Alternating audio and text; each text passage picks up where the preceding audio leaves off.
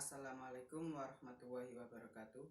Perkenalkan, nama saya Ahmad Nabil, NIM T2019-3003. Saya di sini akan mewawancarai Bapak Ekromi selaku Kepala Sekolah MTS Tanwirul Ma'arif Tagarharjo Solokuro Lamongan, dan Bapak Muhammad Ngatmian selaku Ketua RT 4 RW 2 di Desa Tagarharjo Solokuro Lamongan. Berapa tahun saudara menjabat sebagai kepala sekolah? Menjabat sebagai kepala sekolah sampai sekarang sudah 6 tahun. 6 tahun.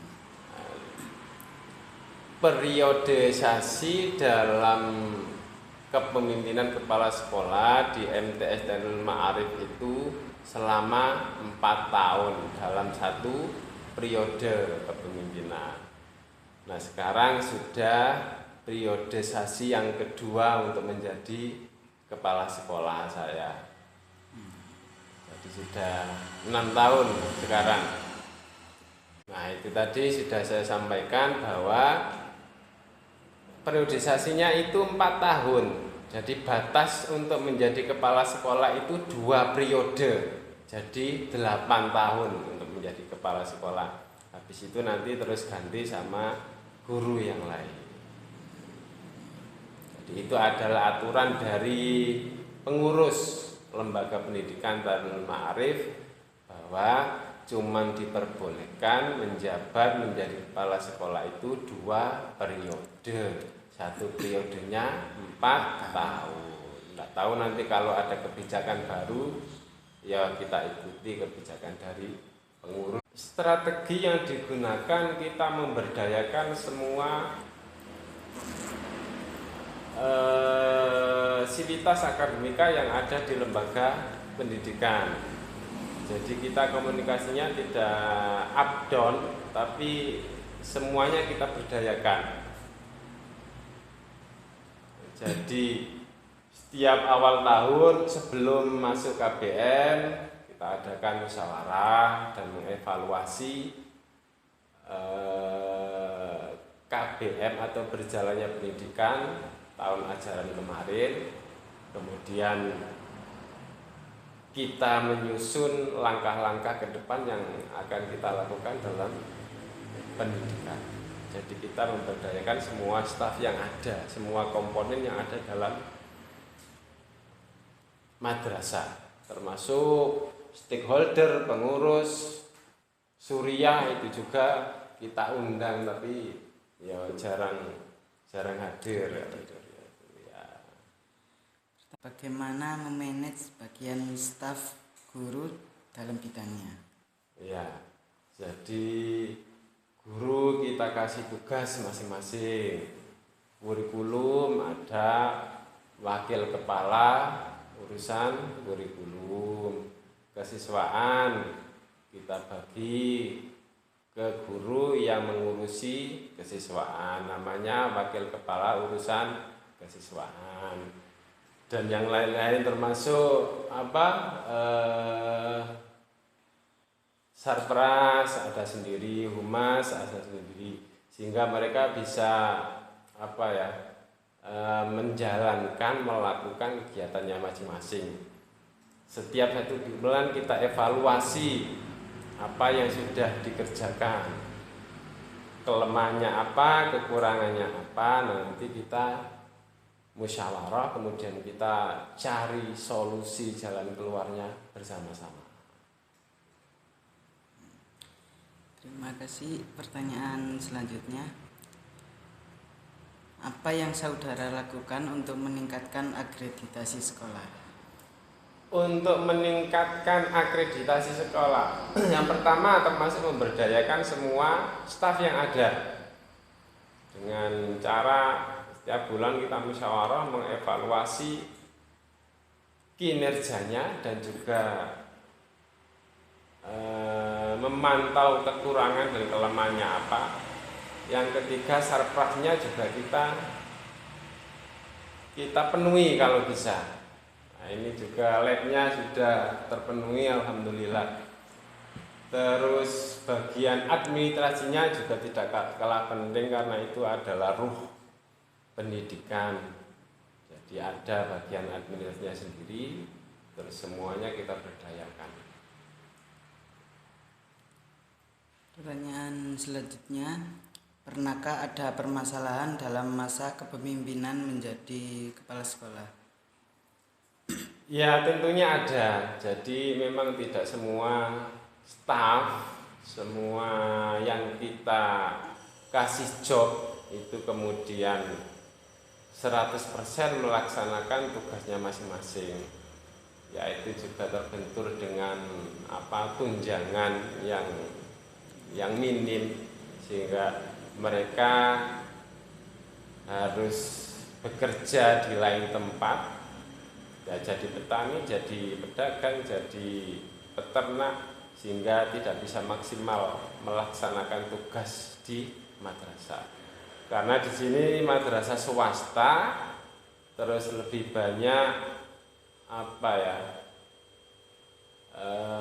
keuangannya itu juga dari masyarakat, lembaganya kecil, siswanya juga tidak banyak, sehingga untuk memberikan tunjangan atau gaji kepada guru-guru itu ya tidak maksimal, minim.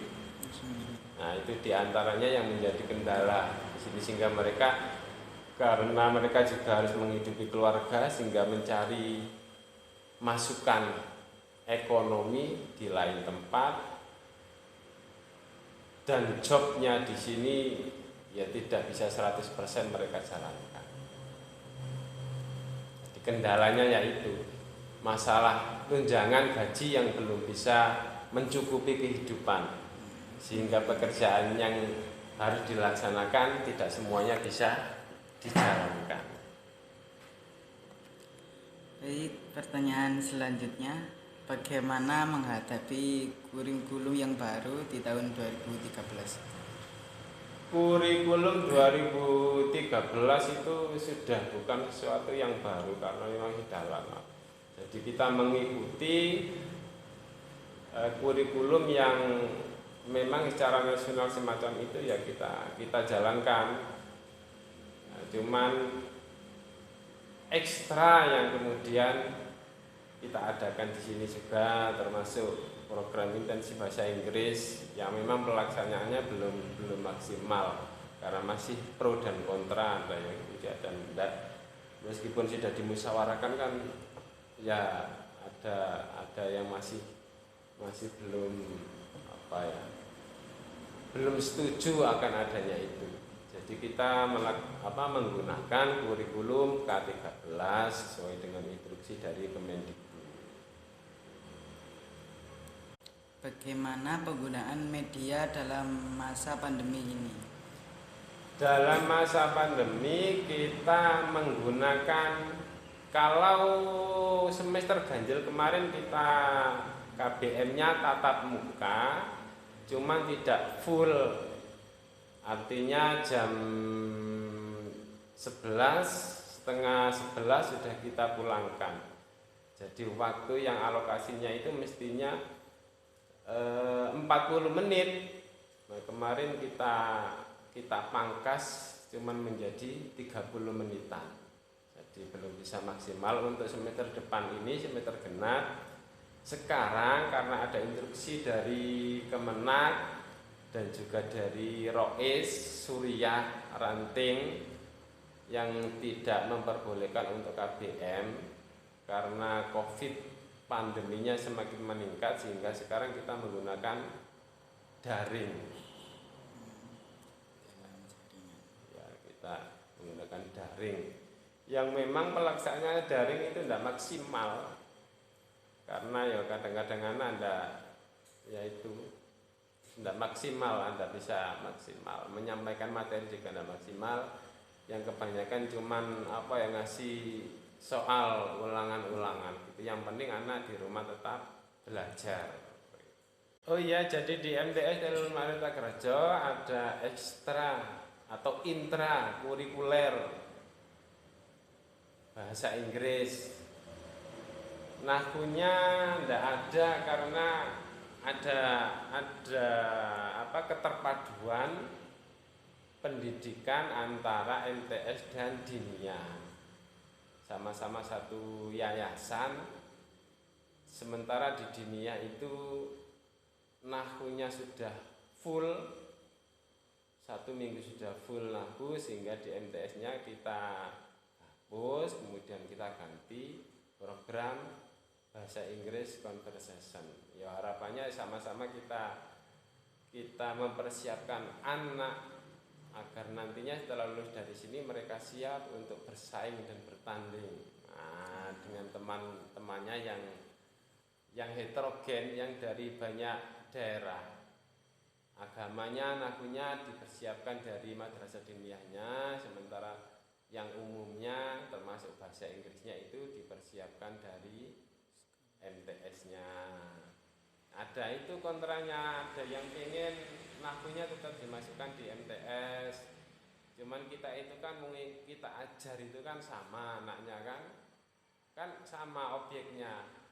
Di Dinia sudah 1 minggu penuh nahwu, masa di MTS nahwu lagi. Ya, alangkah baiknya kalau jamnya itu kita alokasikan untuk mata pelajaran yang lain. Toh yang kita ajar sama anaknya, bersama-sama mempersiapkan anaknya biar nanti kalau setelah lulus dari sini kemudian sekolah cari di mana bisa bersaing dengan yang lain.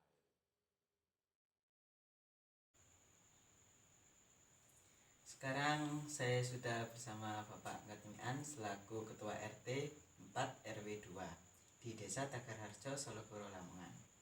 Langsung saja pertanyaan pertama. Menjabat berapa tahun sebagai saudara menjabat berapa tahun sebagai Ketua RT? Ya, terima kasih. Kalau menjabat jadi Ketua RT itu perkiraan 5 tahun.